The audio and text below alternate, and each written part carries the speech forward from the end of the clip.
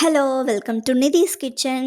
One இன்ட்ரெஸ்டிங்கான குயிக்கான recipe potato masala. Puri கூட சாப்பிட்ற பொட்டேட்டோ மசாலா எப்படி செய்கிறதுன்னு பார்க்கலாமா? கொஞ்சம் டிஃப்ரெண்ட்டாக in my style.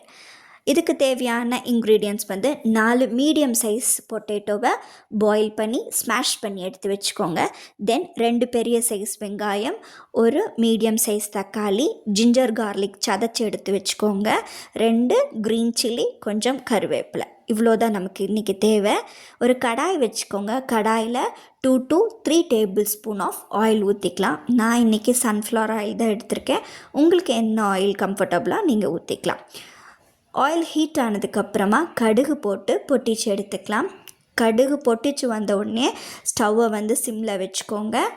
After that ஒரு டீஸ்பூன் ஆஃப் சோம்பு, கருஞ்சீரகம்னு சொல்லுவாங்க, அதுவும் ஆட் பண்ணிக்கோங்க. அதுக்கப்புறமா கடலைப்பருப்பு, 1.5 டீஸ்பூன் ஆஃப் கடலைப்பருப்பு இதுவும் ஆட் பண்ணிக்கோங்க. இது எல்லாமே ரொம்ப பிளாக் கலரில் ஆகக்கூடாது, ஒரு ப்ரௌனிஷ் கலரில் ஆனால் போதும். இது ஆட் பண்ணதுக்கப்புறமே கொஞ்சம் வதக்கி விட்டுக்கோங்க. ஸ்டவ் வந்து சிம்மில் தான் இருக்கணும்.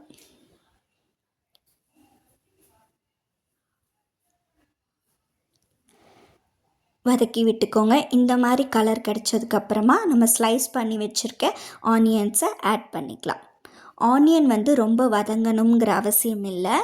ஆனியன் வந்து ஒரு பிங்கிஷ் கலரில் ஆனால் போதும். அது ஆகிற வரைக்கும் நல்லா வதக்கி விட்டுக்கோங்க.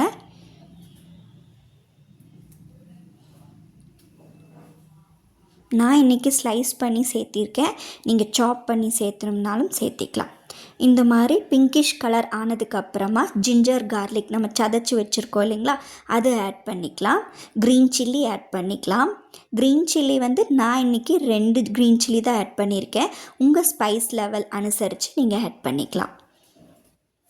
இதில் நம்ம வந்து ரெட் சில்லி பவுடரும் ஆட் பண்ணுவோம், அதனால் அது பார்த்து அனுசரித்து ஆட் பண்ணிக்கோங்க.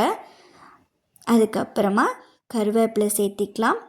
தென் டொமேட்டோவும் சேர்த்திக்கலாம். எங்கள் வீட்டில் டொமேட்டோவோட சீட்ஸ் எல்லாம் எடுத்துகிட்டு தான் டொமேட்டோ வந்து நாங்கள் யூஸ் பண்ணுவோம்.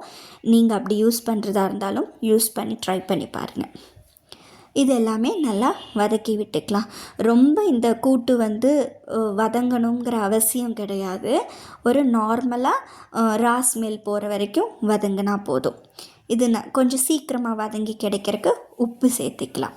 கல்லுப்பு வேணாலும் நீங்கள் சேர்த்திக்கலாம். It's up to your choice. இது நல்லா வதக்கி விட்டுக்கோங்க. பூரி கூட இந்த மசால் ட்ரை பண்ணி பாருங்கள், ரொம்ப டேஸ்டியாக இருக்கும். எங்கள் வீட்டில் பூரிக்கு இந்த மசால் தான் நாங்கள் எப்போவுமே செய்வோம். இது இப்படி நல்லா ஸ்மாஷ் ஆகி இருக்குது இல்லைங்களா. அதுக்கப்புறமா டர்மரிக் மஞ்சள் தூள் வந்து ஒரு ஒரு ஒரு ஹாஃப் டீஸ்பூன் யூஸ் பண்ணால் போதும். இதோட ரா ஸ்மெல் போகிற வரைக்கும் வதக்கி விட்டுக்கோங்க.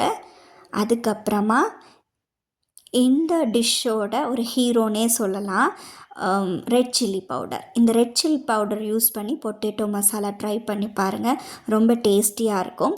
இன்றைக்கி ஒரு டீஸ்பூன் ஆஃப் நல்ல காரமாக இருக்க ஸ்பைஸாக இருக்க ரெட் சில்லி பவுடரும், ஒரு teaspoon of Kashmiri red chilli பவுடரும் நான் இதில் ஆட் பண்ணியிருக்கேன். காஷ்மீரி ரெட் சில்லி பவுடர் வந்து ஒரு சூப்பரான கலர் கிடைக்கும் ஒரு டிஷ்ஷுக்கு, ட்ரை பண்ணி பாருங்கள். காஷ்மீரி ரெட் சில்லி பவுடர் வந்து நம்ம ரா ஸ்மெல் போகிறதுக்கு கொஞ்சம் டைம் எடுக்கும், அது வரைக்கும் வதக்கி எடுத்துக்கலாம். இந்த மாதிரி ரெட்டிஷ் ப்ரௌன் கலர் ஆகும்போது ரா ஸ்மெல் போனதுக்கப்புறமா நீங்கள் நம்ம ஸ்மாஷ் பண்ணி வச்சுருக்க பொட்டேட்டோவை ஆட் பண்ணிக்கலாம்.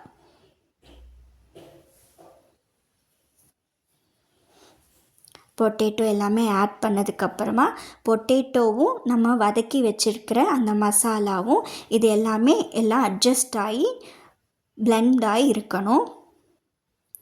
இதெல்லாமே சேர்த்து வதக்கி விட்டுக்கோங்க.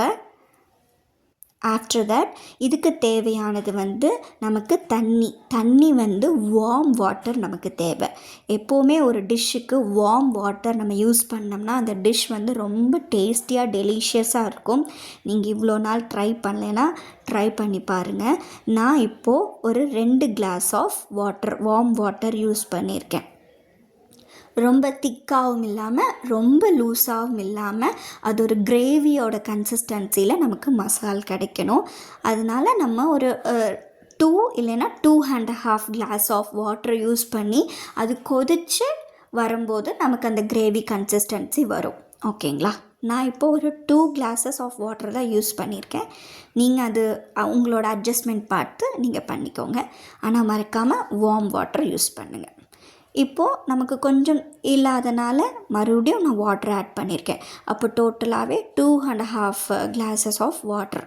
ஓகேங்களா? இப்படி நம்ம இலக்கி விட்டதுக்கப்புறமா ஒரு லிட் போட்டு மூடி வச்சு அதை கொதிக்க விடலாம். நம்ம கொதிக்க விடும்போது அதில் ரா ஸ்மெல் ஏதாவது இருந்தால் கூட போயிடும். பார்த்திங்களா? வாவ், ஆயில் எல்லாம் பிரிஞ்சு கொதித்து அவ்வளோ டேஸ்டியாக இருக்குது பார்க்குறக்கே. இந்த மாதிரி காஷ்மீரி ரெட் சில்லி பவுட்ரு நல்ல ஒரு கலர் கிடைக்கிறதுக்காக தான் நம்ம யூஸ் பண்ணுறோம். நீங்கள் அதை யூஸ் பண்ணலைனாலும் பரவாயில்ல. இங்கே பார்த்திங்களா, நல்ல கிரேவியான கன்சிஸ்டன்சியில் நமக்கு இப்படி கிடச்சிருக்கு. இது பூரி கூட சும்மா அல்டிமேட்டாக இருக்கும். ட்ரை பண்ணி பாருங்கள். லாஸ்ட்டாக கொரியாண்டர் லீஃப், நல்ல நிறைய கொரியாண்டர் லீஃப் போட்டிங்கன்னா நல்லா மணமாக இருக்கும். இது போட்டுட்டு நம்ம ஸ்டவ் ஆஃப் பண்ணிக்கலாம். இங்கே பார்த்தீங்களா, how colourful masala it is. சூப்பராக இருக்கும், டேஸ்டியாக. என்னோடய சேனலை சப்ஸ்கிரைப் பண்ணி லைக் பண்ணி ஷேர்